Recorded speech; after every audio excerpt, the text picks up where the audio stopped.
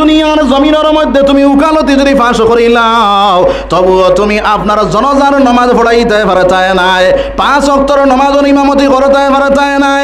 এখন যেটা মেসা বকলরে ফগামুল্লাহ করায়, আই যদি তোমার বাপর জনাজা আপনার তোমার বাপর বিয়া যদি পড়াইয়া থাকেন, তাহলে আই সোশ্যাল মিডিয়াত বারইয়া তুমি আপনার মাফ চাও। ও আল্লাহর বান্দা, যত সময় পর্যন্ত তুমি মাফ চাইছো না, অত সময় পর্যন্ত আল্লাহ তাকে তুমি আপনার রেহাই পাইতায় না। আর না ওই সোশ্যাল মিডিয়াত বারইয়া হো, যে সোশ্যাল মিডিয়াত আপনি ফগামুল্লাহ করায়, ওই সোশ্যাল মিডিয়াত বারইয়া হো বলে আই ফগামুল্লাহর করে নমাজ পড়েছি, আমি ভুল করেছি, আমি ম্যাজিস্ট্রেটের করে আমি নমাজ পড়িতাম। রাহমাতুল্লাহি ওয়া বারাকাতুহু। আলহামদুলিল্লাহ আলহামদুলিল্লাহি নাহমাদুহু ওয়া নাস্তাঈনুহু ওয়া নাস্তাগফিরুহু ওয়া নু'মিনু বিহি ওয়া নাতাওয়াক্কালু আলাইহি ওয়া নাউযু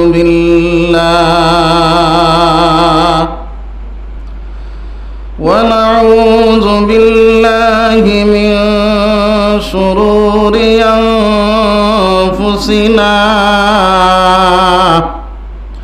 ওয়া মিন সাইয়্যাতি আ'মালিনা।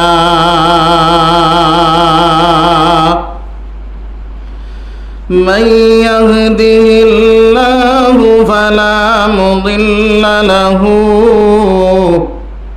ومن يضلله فلا هادي له ونشهد أن لا إله إلا الله وأشهد أن سيدنا ونبينا وحبيبنا ومولانا محمدا عبده ورسوله الذي أرسله بالحق بشيرا ونذيرا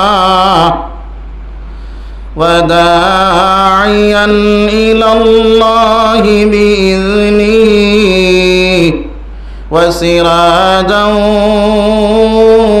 وقمرا منيرا. أما بعد فقد قال الله تبارك وتعالى جل جلاله وعم نواله في كلامه المجيد والفرقان الحميد. أعوذ بالله من الشيطان الرجيم. قل إن كنتم تحبون الله فاتبعوني يحببكم الله إلى آخر الآية. وقال الله تعالى إنا نحن نزلنا الذكر وإنا له لحافظون. وقال النبي صلى الله عليه وسلم لا يؤمن أحدكم حتى أكون أحب إليه من والده وولده والناس أجمعين أو كما قال رسول الله صلى الله عليه وسلم. وقال تعالى في شان حبيبه ومعشوقه إن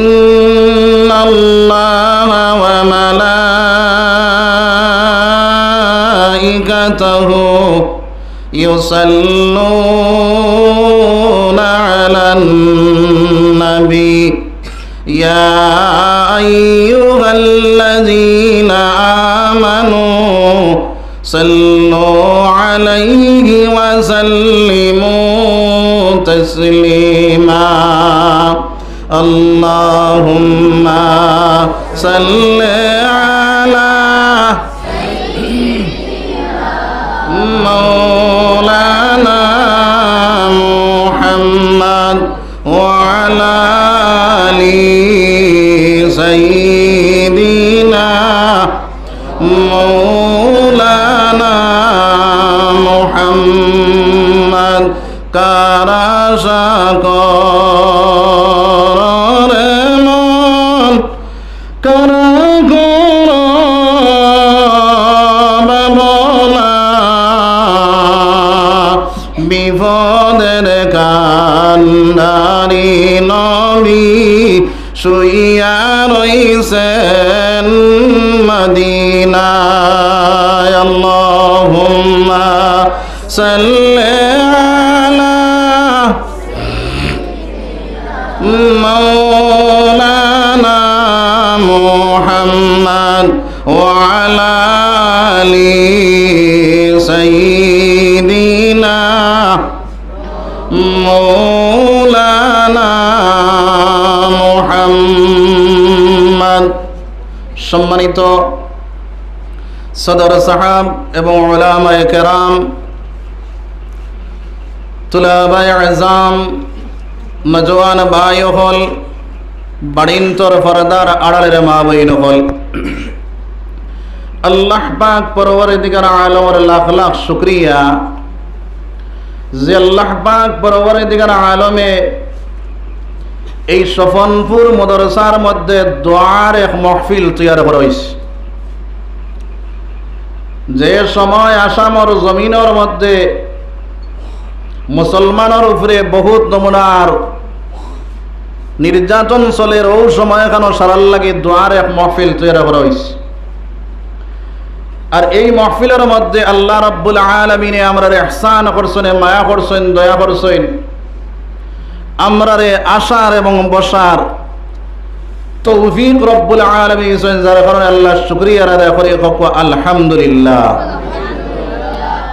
আমরার মতন বহুত ভাইয়াইন আইতা পারছেন না, তারার লাগে দোয়া করি, তারাও ইজাত মাহফিল আওয়ার তৌফিক তারারে আল্লাহ দিয়ে, তার লাগে দোয়া করি আল্লাহুম্মা আমিন।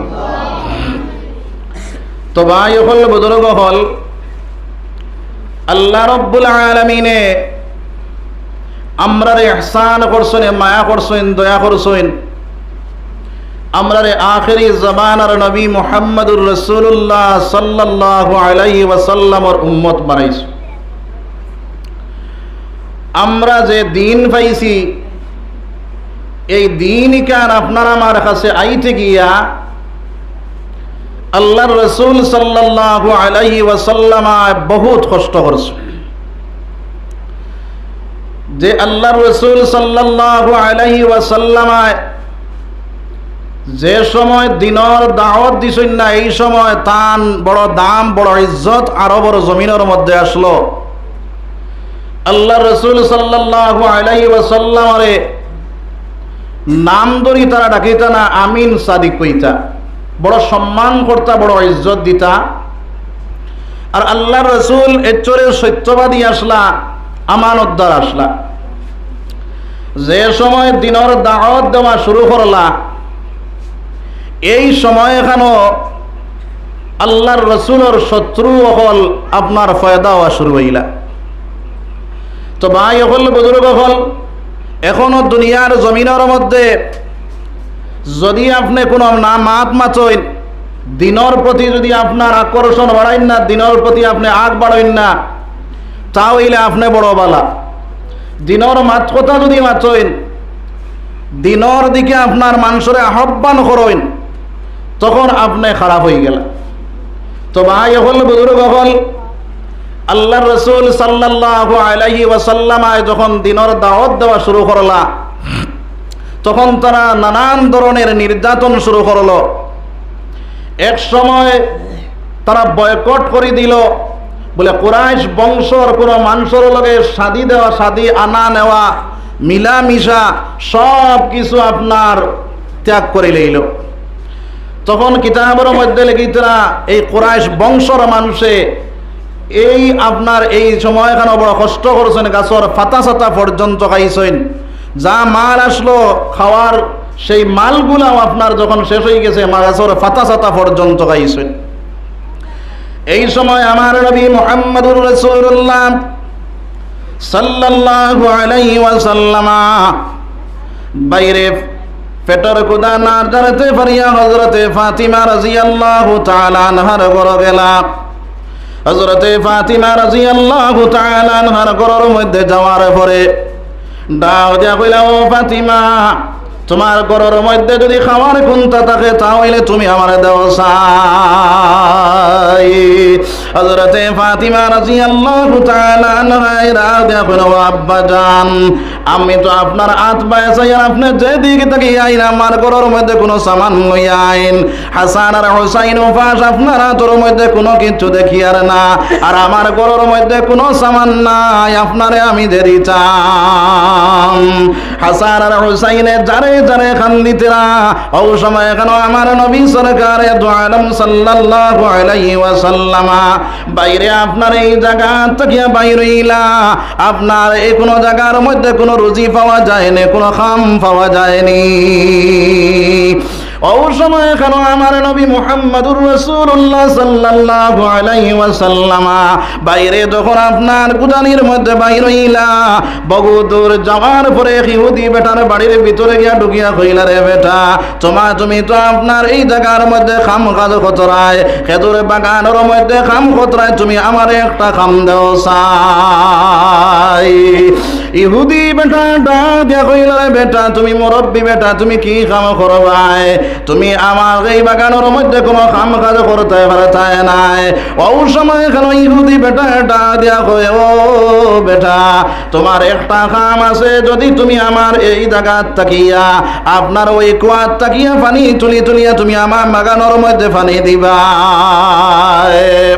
বলে পানি দিমু, তুমি আমারে কিতা দিবাই?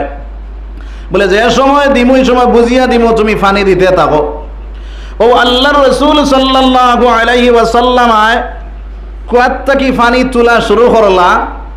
2-3 বালতি পানি নিয়ে পরে আল্লাহর রাসূল সাল্লাল্লাহু আলাইহি ওয়াসাল্লাম শরীরের মধ্যে ক্লান্তি আই গেল, দুর্বলতা আই গেল, পেটের ক্ষুধা জারতে পারতরা না।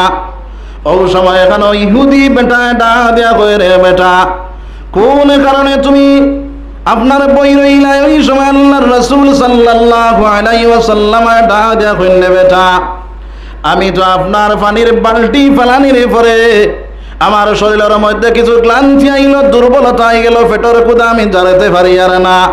ও সময় এখানে ইহুদি বেটায় আপনার 5টা খাজুর আনিয়া দিল। আল্লাহর রাসূলে আসনা আপনার 5টা খাজুর তাইনে খাইলা, আর লগে হযরতে আনাস রাদিয়াল্লাহু তাআলা আনহু আসলা, তানে আপনার 5 কিছু খাজুরে দিলা। ওই দুইজনে বাটিয়া তো আপনার খাজুরগুলা খাওয়া যখন শেষ করলা, আবার পানির বালতি বানানি শুরু করলা।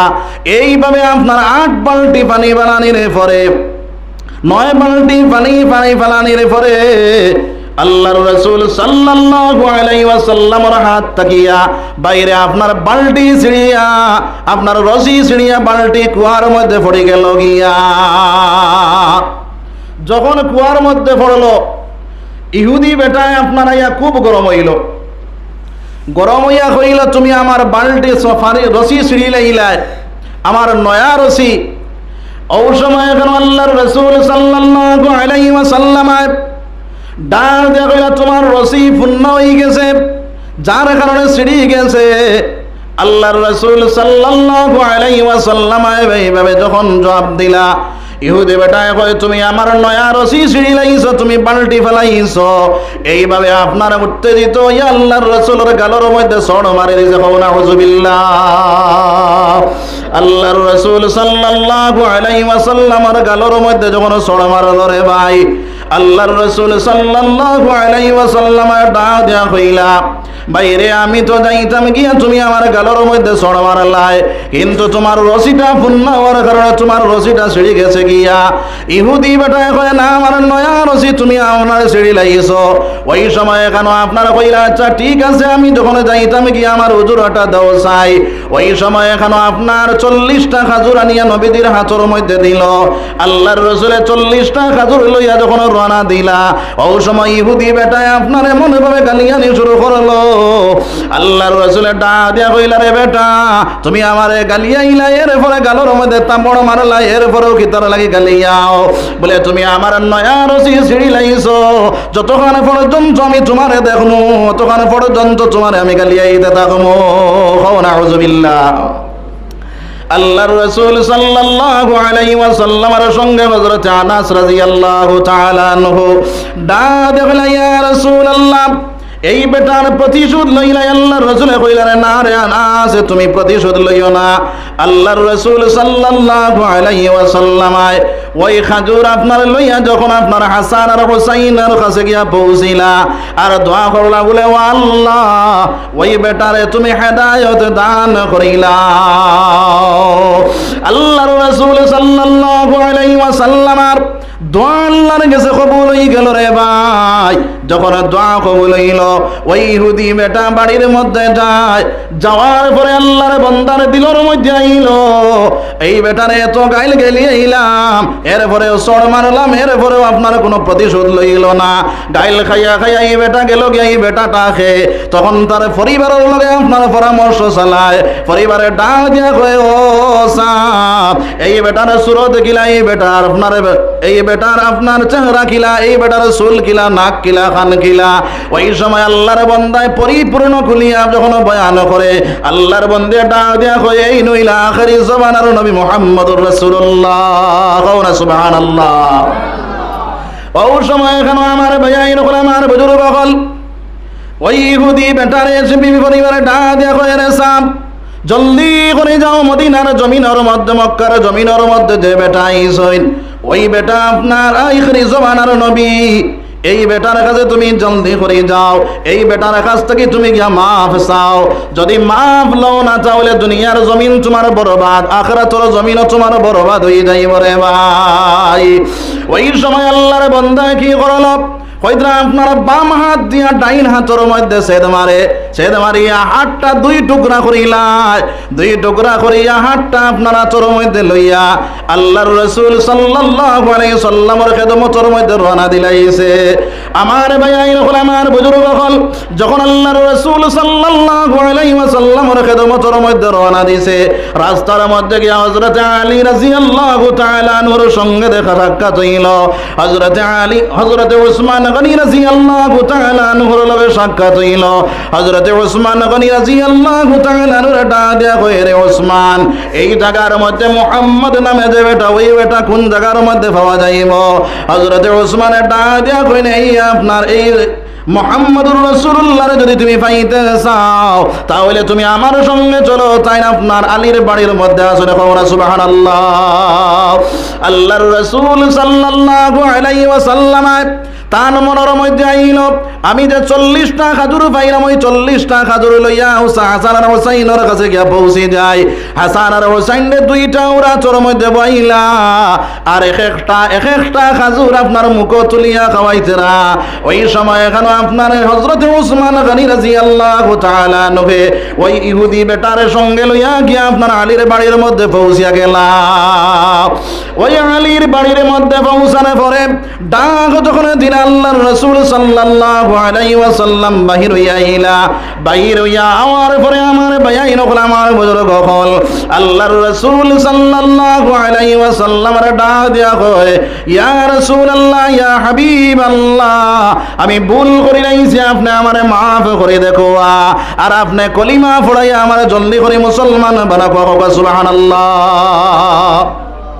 ইহুদি বেটায় যখন কলিমা পড়িয়া মুসলমান হয়ে গেল তখন আল্লাহর রাসূল সাল্লাল্লাহু আলাইহি ওয়াসাল্লাম ডাক দিয়া কইলা, রে বেটা তোমার আচর মধ্যে এই আত কি তার লাগি দেখা যায়? বলে, ইয়া রাসূলুল্লাহ ওই আত দিয়ে আপনারে তাবড় মারলাম, যার কারণে এই আতরে আমি দুই টুকরা করে লইছি। হোক সুবহানাল্লাহ। আল্লাহর রাসূল কইলা এই আতর তো কোনো দুইশ নাই, এই আতরে কিতার লাগে দুই টুকরা করলায়। আল্লাহর রাসূল ইহুদি বেটা ডাক দিয়া কয় ও ইয়া রাসূলুল্লাহ ই আতরে কোনো দুইশ নাইনি। বলে না ই আতরে কোনো দুইশ নাই।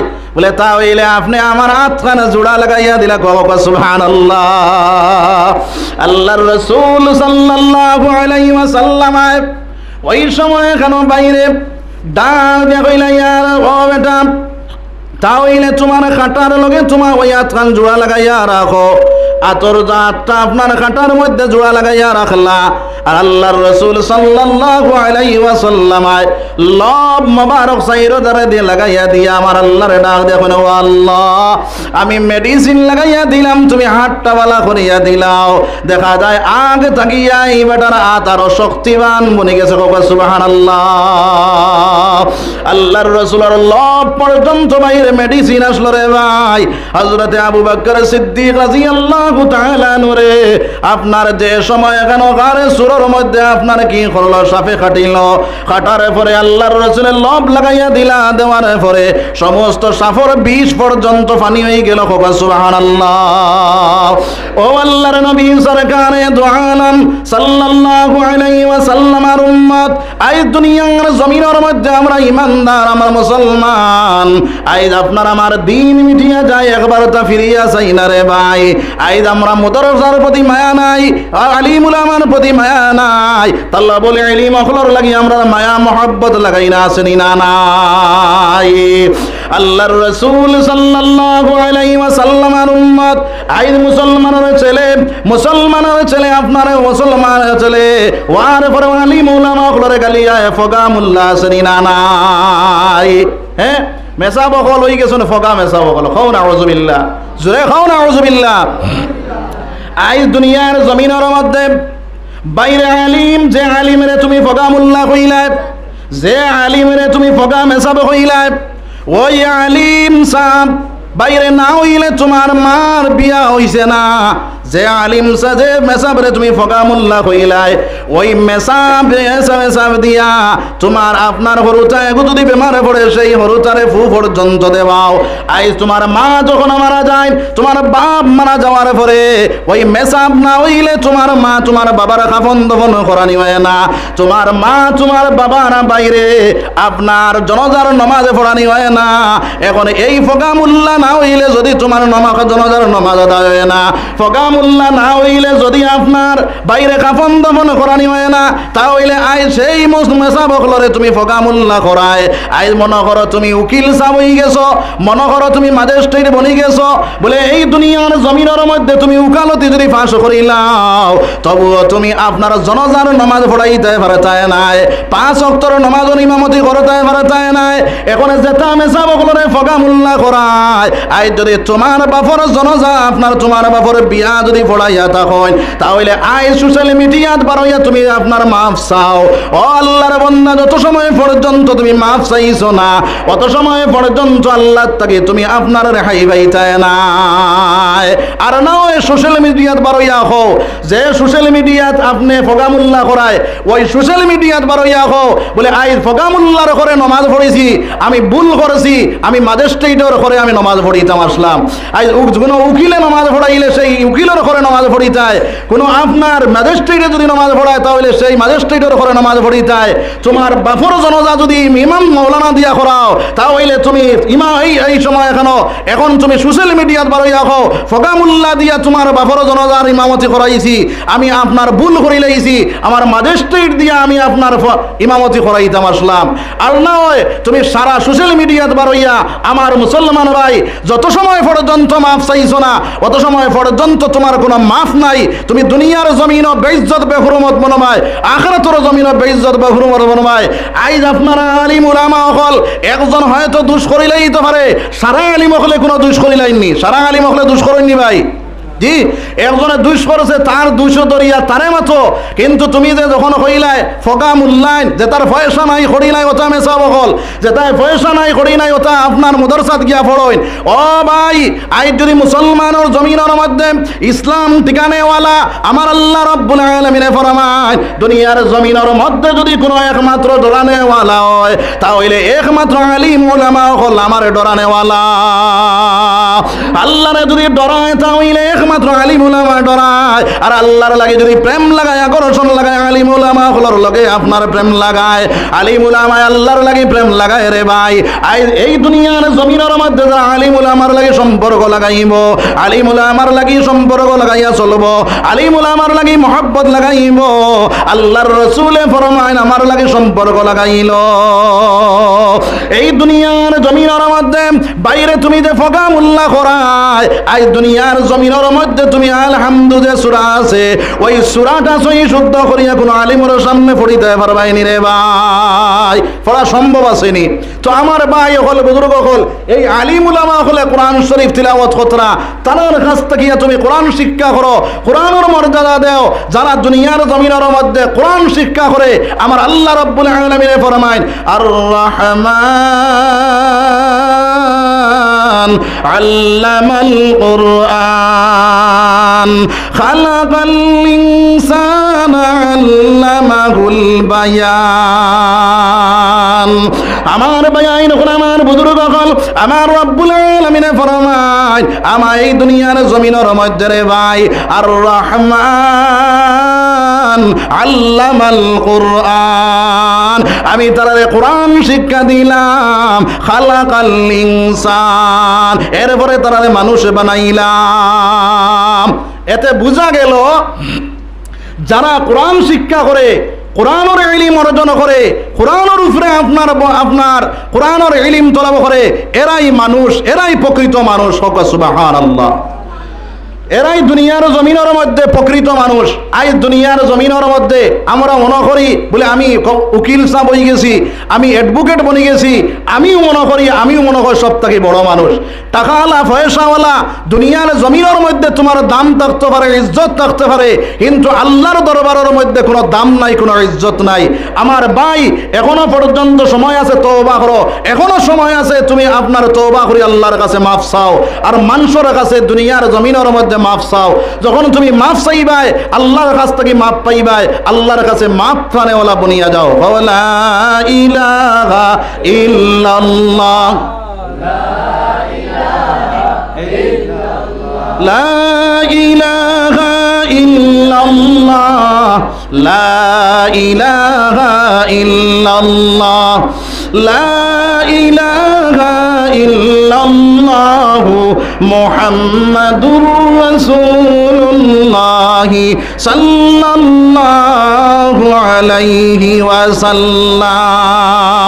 আমার আল্লাহ ফরমায়েন, কুল ইন কুনতুম তুহিব্বুনাল্লাহ ফাত্তাবিউনি ইউহিব্বুকুমুল্লাহ।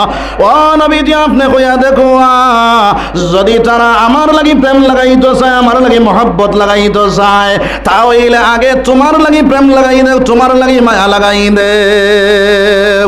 আর সেই নবীর লাগি যদি মহব্বত লাগাও, মায়া লাগাও, তাহলে আমার আল্লাহ রাব্বুল আলামিন ফরমায়েন এই দুনিয়ার জমিনের মধ্যে তুমি আপনার মাপ পানেওয়ালা বনি যাইবা।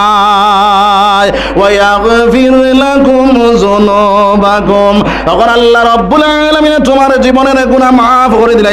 সুবহানাল্লাহ।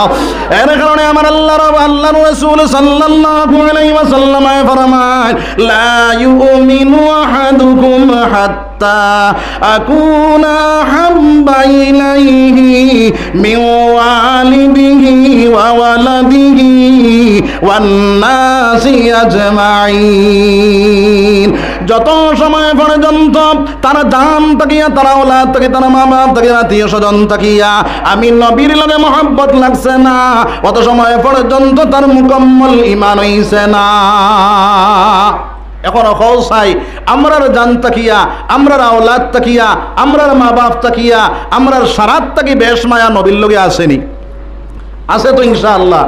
তাহলে আমরা মাদ্রাসার প্রতি মায়া লাগাইতাম না লাগাইতাম না? লাগাইতাম ইনশাআল্লাহ। আর মাদ্রাসার প্রতি যদি মায়া লাগাও তাহলে ইগনা কোরআন শরীফের হেফাজত হয়নি না হয় না?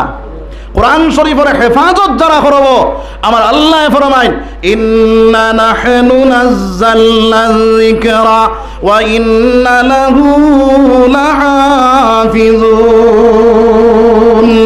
এই দুনিয়ার জমিনের মধ্যে আমি কোরআন শরীফ নাযিল করেছি, আর এই কোরআন শরীফের হেফাজত করনে ওয়ালা আমি আল্লাহ। কোরআন শরীফের হেফাজত করনে ওয়ালা কে? আল্লাহ।